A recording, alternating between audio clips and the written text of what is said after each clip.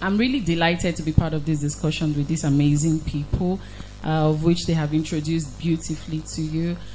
I have no perfect way to begin, but I just want to, first of all, say that I know that tradition and modernism is a seemingly easy topic where everyone wants to balance old and the new, but just to take you on the floor, we will have some games, we will have some quiz and something to just keep you a bit engaged and to try to recollect memory and, something more interesting apart from all just talk, right? But this is, it promises to be very engaging. Who is excited for that today? I mean, that's why we're here, right? So I'm just going to start off by celebrating Mr. George. His name written here is Mr. Kivok, but he explained to me that George is the meaning of Kivok in Armenia. He's Armenian, and he's been in Nigeria since 1965 or 75. 60. Oh, that's actually a long time. So he's even more Nigerian than some of us. He's even more Nigerian than some of us. So I'm really glad I'm meeting him for the first time today because I've actually been a secret admirer of Escape Hotel. So I want to ask you, in your first of all, of course, when you want to speak, you talk to them, tell us who you are again. But in your field as a hospitality GM, what do you think are the traditional practices you've kept alive? Good afternoon, everyone. My English is not American English. It's just the Nigerian English. So. Oh yeah, greet us in the one we understand. So, how far? Say how far. How far now? Rivers. I come to Rivers in 2021 and I found it completely different than Lagos. I was brought up in Lagos from 65 to 2021. Mainly I've been traveling overs and coming back, and which put me in a position of multicultural experiences between the Armenians, the Lebanese, and the Nigerians. So you have about, Armenia has a culture of its own, Lebanon has a culture of its own, and then Nigeria has about 500 to 600 cultures. Every village has a culture. So you have to cope with everyone. And you bring on your culture and try to mix them to get advanced. If you want to stay in your culture, you stay there. You can't go to modern life. And my experience, when I try to be culturistic and just depend that I won't give my daughters to a foreigner. For example, I belong to a certain tribe, and my daughter should take only from that tribe. I saw that my daughter is going to rust on the shelf. You won't see a person taking your daughter. So you have to accept the multicultural, which is putting us going advanced. Modern buildings has no meanings if there is no traditional decoration. We always decorate our houses with our cultures. This is what in the past we do. So I think it's very necessary. In Port Harcourt, I met the Port Harcourt, the River State people with different of mindsets. They are very difficult to convince. Port Harcourt or River State is a very difficult people to convince, but once you convince them, everything is okay. And that's what made our business successful. We brought the culture of different varieties and mixed them with the culture of River State and the services that is provided.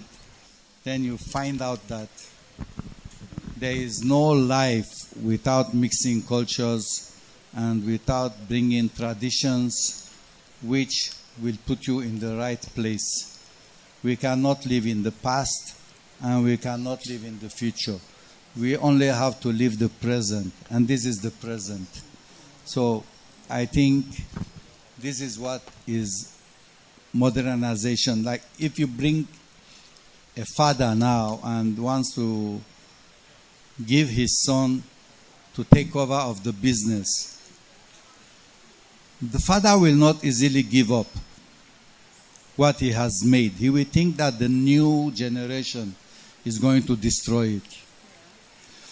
But the father doesn't have the idea of the new generation's computer, the AI that is working in their brain. Okay, 66 years back, I didn't have color TV.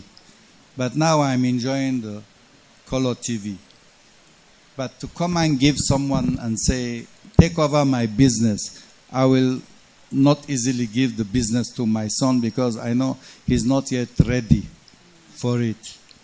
I have to see how he can get adapted to the culture. He has to, first of all, go back to the culture, go back to his traditions and see how we brought up ourselves and got there.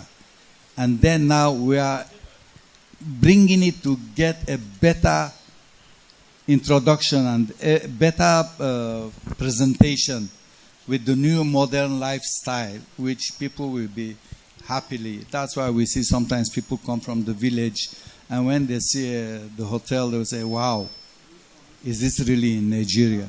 Yes, we are in Nigeria. But what can we do? We have to accept the past and the future. Otherwise, there's no present. Great. Please, a round of applause for him for that. By the way, I heard you say something. Port Harcourt people are really difficult to please. And you know, you people can testify to that because it's hard for you to clap to. So clap for the man, please. Thank you. People are really hard to please in this Port Harcourt. For me to adapt in Rivers State, it was a problem. Because in Lagos, it's a multinational city. And it has foreigners and Nigerians from all over Nigeria. So there is a language spoken in Lagos. But in Rivers State, it's Rivers State. No matter what you bring, everything from outside, they still adapt to Rivers State. This is it and this is it. So to convince somebody, you have to go to his level, then bring him to your level. Yeah, very important. But for Escape as a brand, it's that is seeing itself as a chain of hospitality company. You know, from started off at Abloma, and then there's another one in GRA.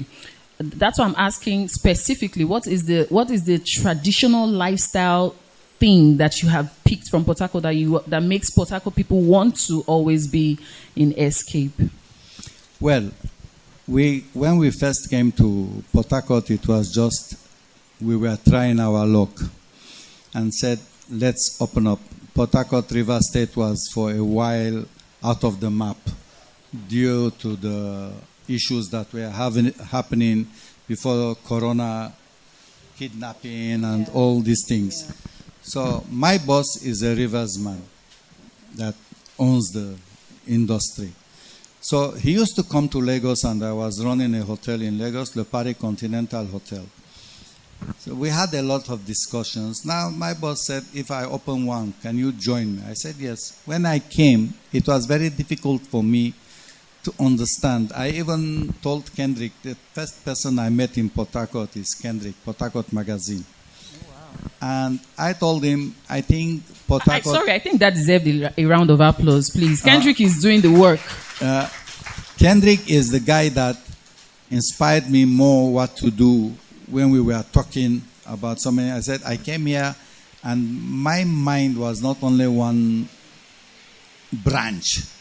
That the branch we opened is going to be the main headquarters that will go nationwide. So from next year, that was in 2021, next year we will see one. We saw it in 2022. And we continued 2023. Now we are working on other 3 branches. 1 or 2 is in Port Harcourt, still in different areas. Then we have one we are working on in Calabar, and one we are working on in Bielsa, but is not yet finalized. We are still negotiating the situations. But the question you ask is, what did we bring? No, like pretty much what was your hack? How did you hack the system to actually see yourself as a go-to for Port Harcourt people when they want to The modernization. Okay. We didn't have that modern hotels. Even the presidential that was there, I know presidential from 1991 when I came, I saw it. Then some hotels I went and looked at the Sheraton or the Tulip. They are just common, normal, standard hotels that every hotel has. But there was no boutique hotel, as they call it, boutique hotel, where you come and you feel you are the king, you are the queen. Like you get self-service, like anything you want is in your reach. You have privacy, you have the pool next to you. You don't need any ticket to enter the pool. Once you are in the room, we are completely enjoying that modern life. Smart televisions, Wi-Fi 24/7, hot water 24/7, light 24/7, 3 generators standby, PHED 22 hours over 24 hours. So we have all this facility in the hotels, which many Riverians, when they come, they see the difference. And we were debating on ourselves, like we as the management of Escape Hotel, we were doubting that we will be a success. But I was saying always to my boss that don't doubt. Build it and they will come. They will come. Are you people not going?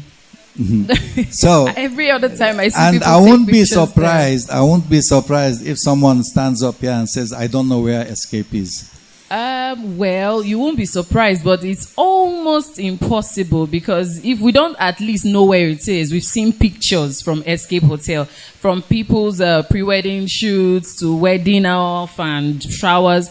I think you guys are doing an amazing job. Please, let's just move to the next speaker. A round of applause for Mr. George. Let me just say one thing. Oh, okay, awesome. Everything you see in Escape, it's just self-made.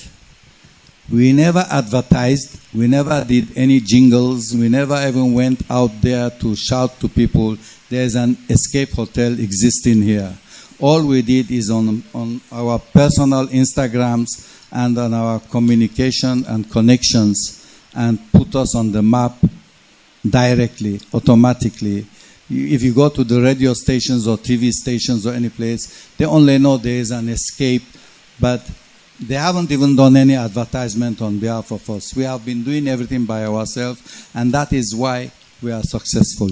Great. Thank you so much for that. Thank you so much. Please, can we pass the mic briefly to the... You know, you ladies are special people. Now, we're saving you. So, the convener of Port Harcourt Marathon... Sorry, I'm a gentleman. Ladies first. I mean, I get that. I would have started with her, but this is the best, so I'm saving her for the last. No problem. Anyway, I didn't really get the name when they were saying it, but I would love for you to introduce yourself. My name is Good Luck as well. Good Luck. Lovely to meet you today. And I'm a Port Harcourt boy, sir. Okay, and the convener, like they said, of Port Harcourt Marathon. I've not seen anybody saying they are trekking from Port Harcourt to Lagos. You know, there was a trend at some point when people... Someone did. Someone claimed he did. Okay. From Lagos to Port Harcourt. Uh-huh. Oh, yes. No, I mean... You're supposed to be training people from the marathon now. You should have seen talents that can do it's not Guinness a trekking competition. I get that. Welcome today. What does Port Harcourt Marathon? How I would like to get a perspective of what it means for Port Harcourt Marathon to be alive and relevant to what we discuss today as a Port Harcourt export, if I may. Okay. Oh, well, first of all, I like to tell people that Port Harcourt is a serious city in the committee of cities across the world, and every serious city has a marathon, a community event that brings people together for health and fitness. And like we have gold labeled marathons across the world, New York, Berlin, Boston, the biggest. So we decided to do something here, starting in 2021. And since then, we've been growing it. Now it has changed form. It's now an international marathon. Because this year, we plan to get runners from across Africa to participate. So this year is a proper export. Previous years it's been a city race, just people coming to participate. We've been doing 16 kilometers. So now we're doing a proper half marathon, 21 kilometers. Which of you are going to run in this marathon? By show of hands. There's a juicy gift, I should imagine. Should I announce it here? No, don't announce it. Don't announce it. But if they come, we'll tell them. Oh, yes. Okay, but as relates to this topic, tradition and modernization, what is your take on the side of athletes? Okay, this topic is broader than you are trying to make it. I mean, I get that, but you have a niche. So if we break it down to where you are. So I think we should expand it a little more. I think I was part of the formative stages of this conversation. Okay. So maybe I should help here. Put that topic up again, please. Modernization and tradition and modernization, the limits and excesses. The limits and excesses. But we're not in school, so yes. It's not a full lecture. We live in a society that is largely influenced by external cultures, external traditions, and we tend to be in a haste to drop whom we are, where we're from, and what we've always known. This is a Nigerian problem specifically, because I will speak based on my own environment. You go to Turkey, I think Turkey lives in 2030 or 2050 compared to Nigeria, but you still see their cultural buildings. They still maintain, even in technological advancement, they still maintain the Turkish tradition and culture. You go to Moscow, you should see that in Moscow. Yeah. You go to Lebanon, you go to countries across the world that are culturally, they have cultural heritage, they preserve it, including the terrain that is being bombed right now. But somehow in our country, we kind of, in the name of modernization, bring down the things that we are known for and want to look a certain way. And you can't look more American than an American. But an American cannot look as Nigerian as you can look. So in trying to, so these are the excesses I'm talking about. In trying to look cool, look foreign, the influence from social media, from new media, we tend to throw every single thing we represent to the dust. So that's the dimension. So maybe now you ask a question as regards my niche. Yes, it's still okay that you went that way. I was going to get there eventually. The place of buildings are important. But, there's a way tradition behaves that so people who are coming after the echoes of the past don't realize. I'm saying the word realize because nobody is probably telling them that they need to keep.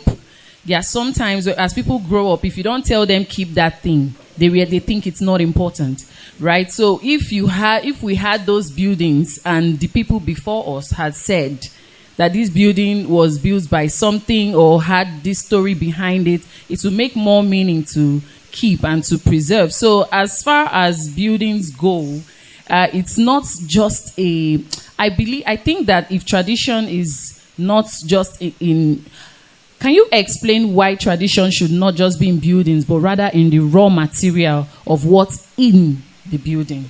You're looking for a safe way out. I won't let you. No. So I think we're selective in the tradition we try to keep, because we kind of, as modern as we try to get, we still observe bride prices. Very expensive one for that matter. People die, they still demand exorbitant fees for burials. That's not modern. That's not Western. So why are we selective about what we copy? Why do we copy the things that are not beneficial to us? Okay. I would like for her to answer that one. I'm not escaping, but she can answer. Good afternoon, everyone. My name is Esther Walter Anga. I'm a professional community relations officer, human resource, and PR. Okay, if I get the question correctly, I think modernization is like an erosion, if I'll use that word, because, things that are our customs and traditions that were passed on to us is diminishing. And I think that's the cause of modernization. Take, for example, there was a time when there's this masquerade, one time. I don't know if anyone is familiar with it. we had this niche that they stay in the burial ground for 7 days. There was so much secrecy to it. And when they come out, the atmosphere, everyone is excited. But these days, because of modernization, our culture, our tradition, our beliefs, our masquerades are just, I don't know what to say. Sometimes you see these things and you begin to wonder. Growing up, this used to be very sacred. You can't even go close to them. You can't come out. There are things that, we weren't exposed to. But now modernization has, made it look like it's just a child's play. We don't have secrecy again. And the modernization itself is taking these things and using them in their own, if I would call the Western world now. They come, they buy the sculptures, they buy these masquerades, and they take them away. And we're losing our tradition. We're losing our identity, because tradition is identity. It's your roots. It's where you're coming from. If you like travel far, you will still come back to it. Because if you have, like you said, the bride price, if the girl likes, she should live all her life in Canada or wherever. At the end of the day, she's going to come back to her father's house, and the bride price will be paid there. Even if you want to have the white in Canada, tradition must hold in her father's house. So however we put it, and however, development comes in, we should try as much as we can to sustain that tradition. If you look at our kids these days, most of our kids, they don't even know how to speak our dialects. We're losing touch. Those days, our parents, the way we learn is if we want something, it's like an assignment. You have to request for it in your traditional dialect. If you do not, you miss it. But these days, in fact, we, the Gen Z parents, were trying to even teach our kids how to speak with the phonetics and all that. We do not even encourage our tradition. We do not even encourage our local dialects. And you see these children, they can't even say come. They can't even say go. And they're losing identity as regards tradition. Because, if you look at it, even in the Western world, they try to uphold their tradition. India still speaks, even when they come to Nigeria, they learn our language. But for Nigerians, it's something different. So I think it's high time that we try to embrace back our tradition. Even in our dressing, you hardly see a full reverse woman tied to wrapper. I do. I love tying to wrappers. In fact, if you check my page, you will mostly see me on to wrappers and the blouses. It's going. If you invite someone for a burial that normally we're supposed, as a reverse person, will tie the judge, will tie the kukrubite and all that, you see girls wearing wrappers, wearing boo-boos and all that. But you still see our mothers, tying the wrappers and trying to encourage the culture. So modernization, yes, is good for development and all that. And if we talk about as regards health in modernization, we find out that a lot of people are dying in the modernization world that we are in now. You see people as young as 20, 16, 30, kidney, cancer, and all that. Back in the days, it was very difficult to hear that, a young person died. It used to be the old aunties, the old uncles, and that was because, we ate from the ground. There was no urea, there was no fertilizer, the ground was natural. Now, because of modernization, we have a lot of processed food. Everyone is leaving the cassava, everyone is tilting the ground and getting that natural food. We're leaning towards the sausages, we're leaning towards the shawarma and the rest. Don't get me wrong, we can still have these things, even if we go the traditional way. Take, for instance, also the medicines. We had the bone doctors. We had the herbs that our parents will go behind the backyard, they will squeeze, will drink, will be fine. But these days, modernization has brought, the medicine. Sometimes it doesn't even work. We have the fake and all. We tend to tilt to the modernization part and forget everything about tradition, which worked very well, used to heal very well. and all of it. Because the things we eat, the things we do because of modernization is killing us. So I think I'm talking too much. I feel like you're hitting too many emotions for us.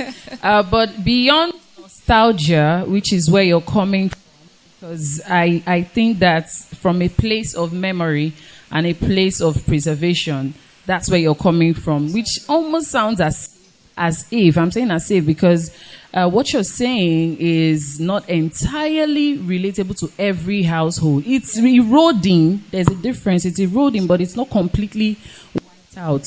So for the two rappers you talked about, I have a quick story. When I was in North School or primary, I went to Port Harcourt Primary, and my mother would come to visit me for PTA, and she was tying two wrapper. She's from Ndoki. We are from Amanazumini girl, Ndoki.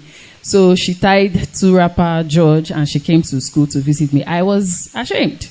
I was like, everybody's wearing, hot mommy and stuff like that. And then I get my mom wearing lace blouse and two wrapper. Guess what? I can't wait to tie two wrapper to my children's own PTA whenever I have the chance. So you see, it's not entirely eroding, but the thing is, the fact that she did it confidently and never made it seem as if it was a bad thing. And when she spoke about it to us, when she always talked to us about how she was looking and how she intended to keep looking, we saw it as a thing to emulate. So that's why I'm saying that as far as preservation goes, you need to make the younger people want it. And you don't make them want it by just appearing in it. You talk to them. This is the generation of talk. So you talk to them about it and invite them into that. Quickly, I want to ask, the community that you're building, as far as all these issues you have raised concerning what you're speaking now, the community that you are, should I say, standing for or propagating, what are the physical structures that you have in place to ensure that some of these things don't go? For instance, if you're talking about language, or if you're talking about fashion, if you're talking about fitness, saying that in your community there are establishments of how you intend to preserve. I'm saying this because for my space, the order room, it's a space of memory, and I don't just sell things. I also preserve memory. My space is like a museum for some people and a gallery. So if you have something like that, how can we get people to a place where there are establishments for where they can not just see, feel, and relieve, but also become that which you don't want to erode? Okay, so I think where you're talking about community, I said I'm a community relations officer professionally, yes.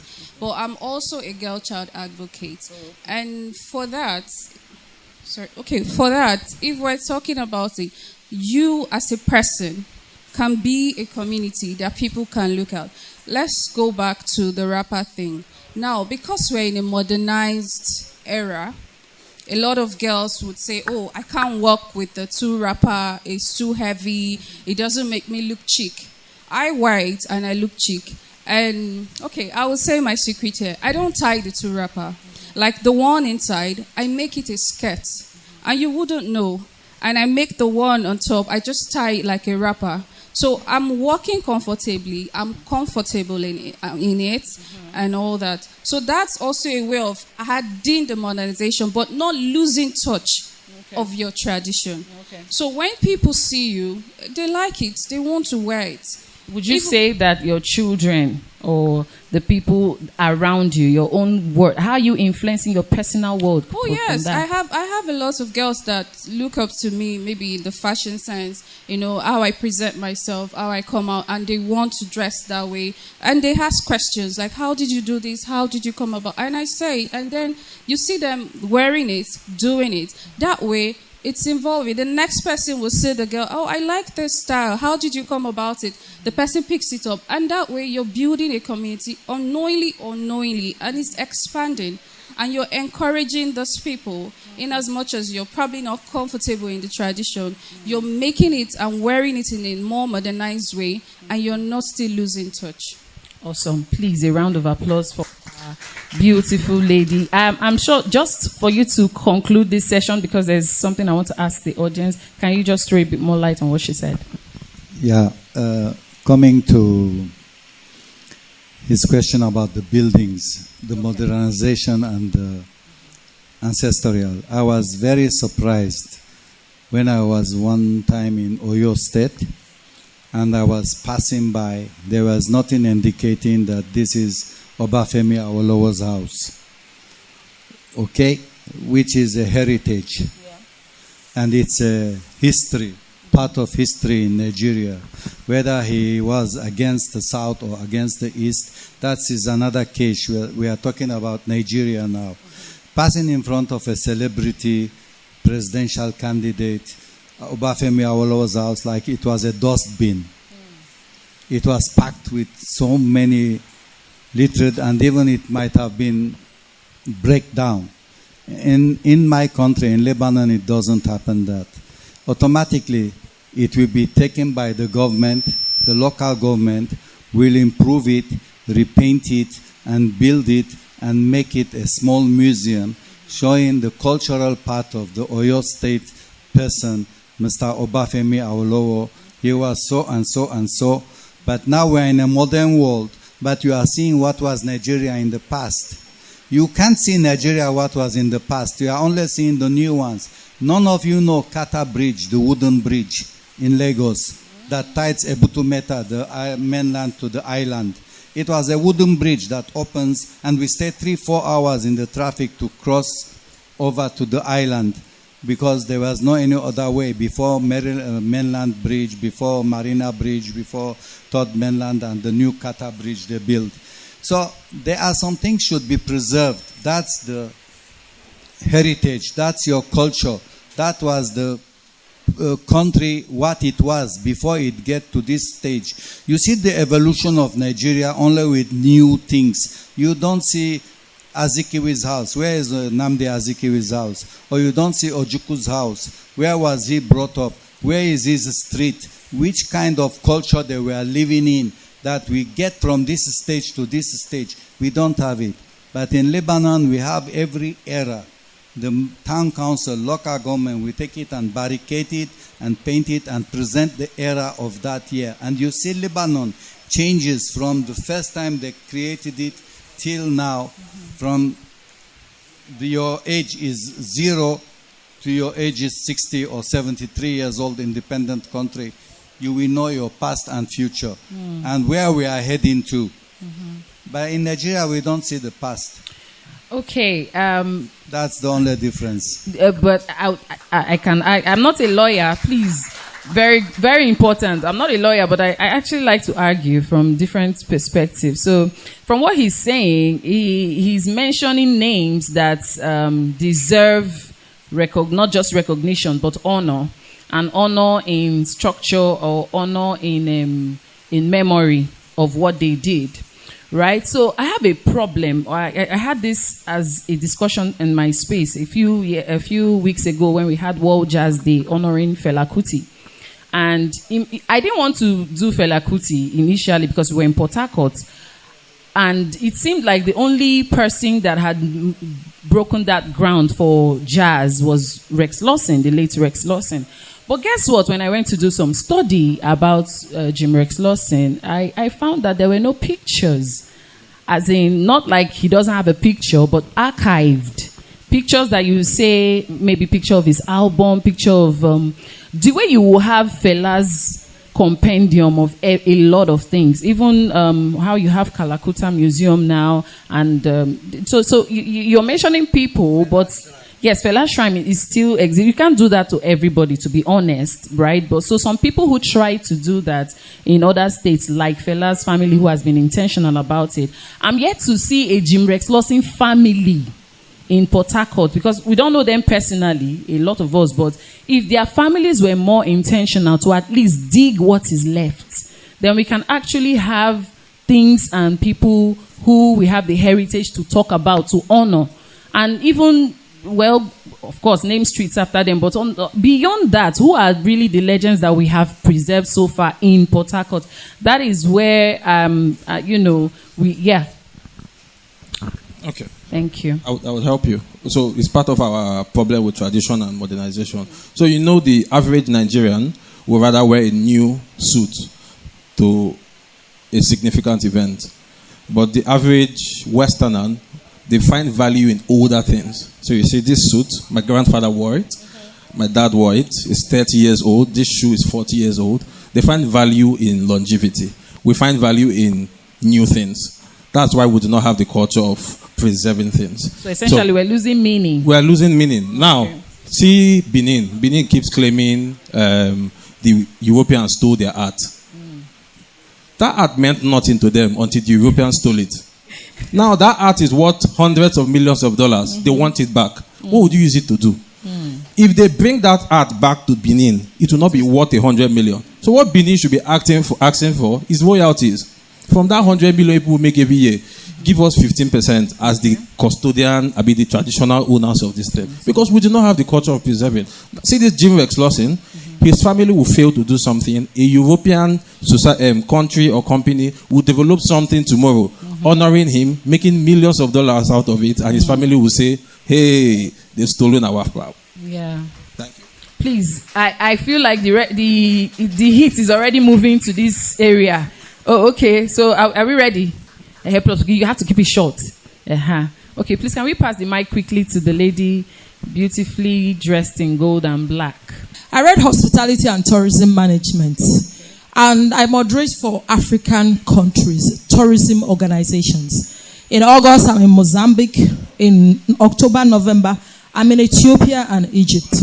So I wanted to, the topic for the program we had in November in Ethiopia was reparative tourism. That was the theme of the program.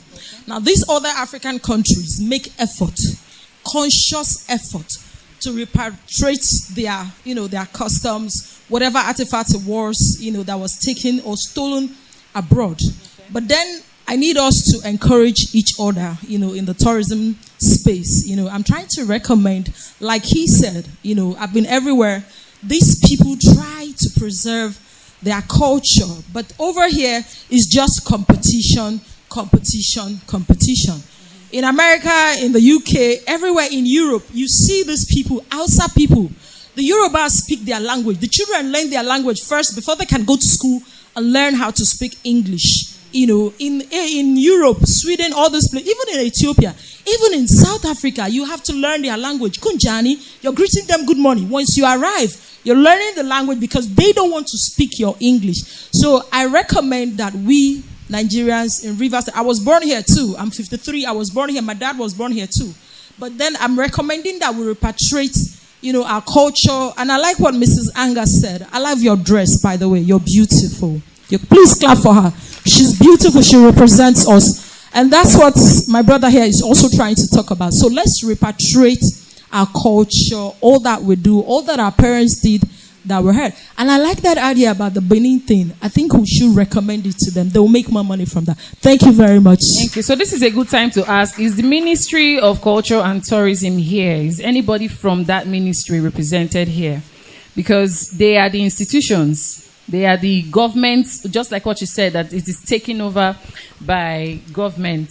It is taken over by government, and then they redo, revamp, polish, and all that. So is anyone from Ministry of Arts and Culture here? I would like to think that for a discussion like this, Kendrick would have gone ahead to tell them. But if they are not, all of us are custodians of culture and art. So in our various spaces and houses and wherever it is that area that we represent, even in our profession, how are we personally taking the preservation and intentional culture serious? That's a general question. If you've in any way hacked any solution that you think in time to come, this thing I'm doing now is going to make sense. Let me see your hand. So we cannot blame the government. No, we cannot blame the government. This is an individual thing. This is an individual problem. And I feel like when we have conversations like this, and what Kendrick is trying to do with Trado now is marrying what we know and what we should keep and where we are going together. So from this conversation, don't be what's the word? Carefree about the fact that when you live here, you don't believe there's anything in your house you need to keep. I need to say something real quick. In my space, I upcycle. I don't recycle, I upcycle. You know Igwe. Bicycle is not Igwe. Sure you know. There's a difference. Igwe is not bicycle. So I realized that Igwe has gone out of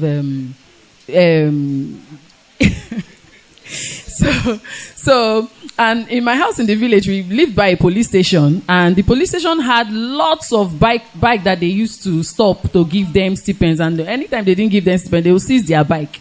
So when they wanted to do construction on the road towards Abia and Uyo, they knocked down all the houses and the bicycles were left there to rot. So a few years ago, my sisters and I, when we went, when we just went to the village, we saw that the bicycles were still there. So I asked if there's any way and if anybody has any ownership of it, and everybody said, no, nobody. You are the daughters of the soil, and nobody will just carry. And so we carried it. And guess what? From that bicycle, of course, we got inspiration from different places, but we transformed that Igwe wheel to a table, a console. And we even transformed it to an actual bicycle where you can use it as display and hanger. That is actually live in my space right now as I'm speaking to you. Why am I saying that? I can tell somebody now that this bike, this wheel I used in creating this bike is over 40 years old, and some of them are, if you really want to check. But why is that necessary? It is the fact that there was memory attached to this bicycle, and it's now functional today. That is the modernization. It is not obsolete. It is not because nobody is riding it, then it's no longer useful. How can we use it today? How can we transform it into something that is functional in our spaces? So for this conversation to move forward, I want to ask the audience a simple question, and I wrote it down. Says, okay, because we're losing the essence of meaning sometimes, and I do think that some traditional methods are still fun. So I'm going to ask this question. What modern version of village gossip, what's the modern version of village gossip right now that we have? Will it be community meetings or family WhatsApp groups or Twitter or B and C? Please, by show of hands, the question is for everyone. What is the modern version of village gossip? Would it be community meetings? Would it be family WhatsApp group? Will it be Twitter? What is the modern way to do family gossip now? The mic, the floor is open. And it's not a chorus answer because you have to give us your reason. I'm hearing side talks now. That means people actually have opinions. Anyone wants to try? So you put on... is everybody here not on Twitter? Okay, go on, ma'am. Okay.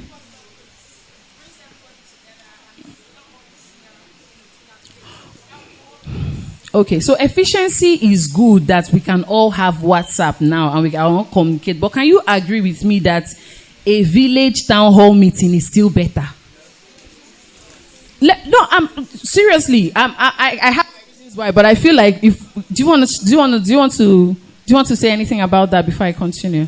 No. Why is a village town hall meeting still better than some WhatsApp? I can say that. Okay. No matter what I do in my life, when I go back home and they are doing the village meeting and we are seated all in, I feel I am at home. I feel the bond between the people. They are my blood or not my blood, relatives or not relatives, but we represent that area, and we are all there, and we are all making sure that that area that we live in is taking good care, and we all know each other, and in one way or another, we are bound to each other. Okay. And it makes us more stronger than being neglected. I'm a one-man show. I'm known everywhere, but I don't have any place I belong to. So it doesn't make sense. Please, a round of applause for that. That is super important. So after now, can we all have a town hall meeting to see how we can start a start. No, I'm serious. Can we actually have meetings where we can talk and get across these structures to be put in? I don't know why I don't know why Rivers State is doing this to us, because there's so much culture here. There's so much rawness and untapped resources and diversity. If I may, I'm from here. Unlike you people that travel home, I live in my village. I'm very, very. I live in my village. Port Harcourt is my village. So I attend town hall meetings every 2 weeks. Oh, that's good. So yes, so it exists, and those structures exist. So in case you do not know, in wartime, if there's a nuclear war right now and government is wiped as you know it, the authority falls back to this small obiri. That's how structure is built back up. Yes. So when you are saying what River State is doing to us, we're not doing anything. We exist. Just that your village is too far. No. That's not what I mean.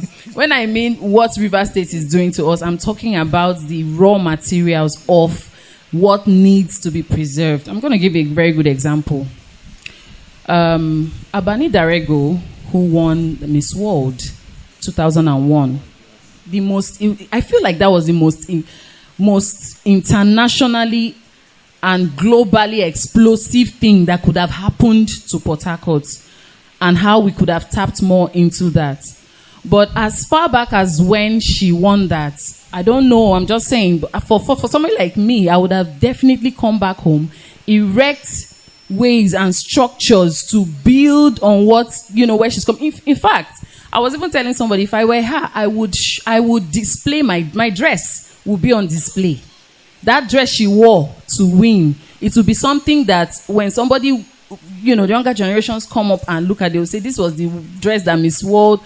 I highly doubt that she knows where that piece might be. I'm just saying. But these are the people who had put us on the map, the frontiers of Port Harcourt people, that could have established some things right here. So how do you think that in your own, the people, I'm saying our ambassador, ma'am, you're in the space, in the acting and the open space. So how can we bring more to Port Harcourt for them to, what can we even really show in Port Harcourt that makes people want to still do things here that is globally recognized? Because we're seeing that called Calabari attire now is becoming a thing. Everybody is good. I appreciate that. But what else can we do? How else can it transcend from fashion? Don't we have technology? Don't we have our boat ride? What else? Our very distinguished guests, media personalities, and everyone well seated here today. My name is Matilda Gobi-Lambert.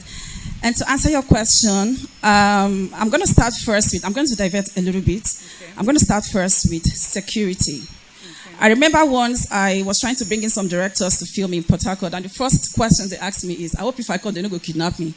And then I turn and I look at him and like, who you be where they won't kidnap you? Do you understand? Because there are people who are also coming into River State to do businesses and all. So first of all, I think security is very important when you're trying to bring in investors or people from outside into your state to promote your state or to invest, for whatever reason. And then secondly, like you rightly said, I'm in the space of creativity. So I think storytelling is one of the ways we can actually portray or promote our culture and sell ourselves out to the world. I remember one of the movies I did, I think on Royal, it was a Calabari culture that I did. That singular movie gave me a lot of platforms. It gave me a lot of open doors. It gave me a lot of, it gave me an international ambassadorship as well. Now, why? Because a lot of people have not even seen the beautiful culture of River State. In fact, some people don't even know there's a place called River State. I'm sorry to say this. Yes. Some people don't even know there's a place called River State. When you say River State, they say Rivers. Where is Rivers? I'm like, I don't understand. But this is the reality.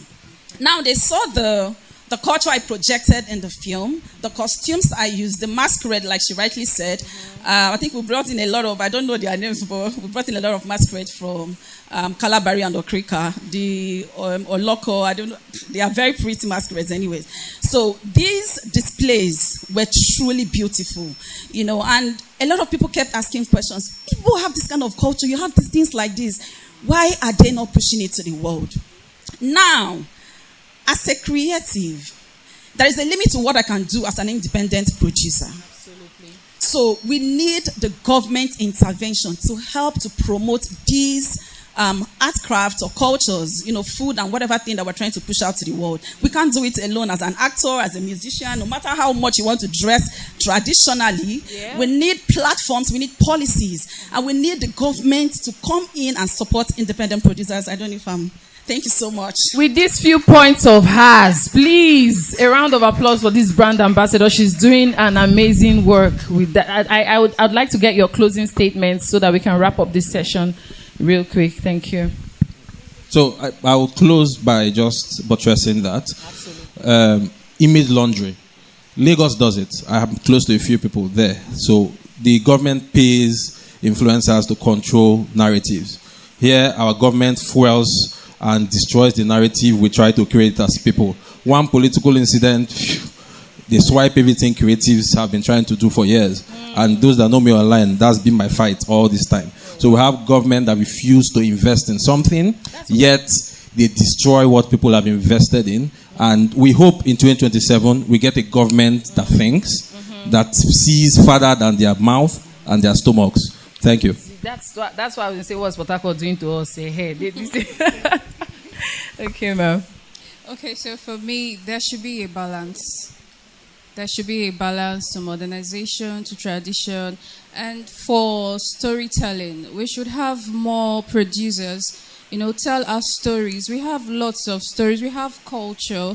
We have people that have died, that have held, histories in River State alleged. So I think producers should also, look into that, tell more stories, how Ogu was formed, how the rivers people, the fishing, and all of that. So there should also be a balance. Thank you. All right. One small thing before. I think everything the government is the people. The government is just looking at the people. What are they offering? We can't just look at the government and say, what are you giving to the people? We put the government up there and we force the government to do what we want. In a way, our traditions, like in Lebanon now, if I go back to Lebanon, every area has a mayor or has a local government and has a town council. But in that town council or local government, there is multimillionaires and there is billionaires, which is a normal citizen. He's not even a public person or someone. But automatically when Christmas comes or Easter comes or any traditional celebration is around the corner, you see that billionaire takes it upon himself. Go out there and decorate the streets, put the Christmas trees on his own cost. Then the Ministry of Tourism will start announcing, come to Lebanon and see which town has the highest decoration made by the citizens of the country. It's not the government that will go and put millions on the street. And when you do that as a millionaire, you don't pay tax. You did something for the people to enjoy the festive period. And you have become you have opened a path to yourself in the upcoming election without even you getting into the election. True. And then you have already make yourself known that you are a kind person and you really care about the tradition of the country and you really care about the well-being of your town. And then it supports and gives courage to others to take the step. But if we want to sit down and keep on saying that the government should do this, the government should do that, the government tells you don't throw dustbin on the road, and yet you see the people throwing it. So do you want the government to carry police people and policing everybody one by one? Discipline starts at home. Tradition starts at home. Everything starts at home. What you teach in the house, you harvest it outside. If you want your child to speak your language, in my own home, I am a grandfather of 6, father of 4. In my own house, we speak my traditional Armenian language. But Fortunately, my two daughters are married to Arabs, not Armenians. So they are learning Arabic. The children, they speak Arabic, but the mother teach the cultural Armenian. So this child, if it goes to Armenia, he can speak Armenian. If he decides to go to Arab world, he speaks Arabic language. He is not a stranger. And when he comes to Nigeria, he speaks the English, because my two daughters, they were born here in 85 and 87. So they still respect the English language. So there's a multicultural, and we are in an era that everybody is advancing, and we should not just stick to what we know.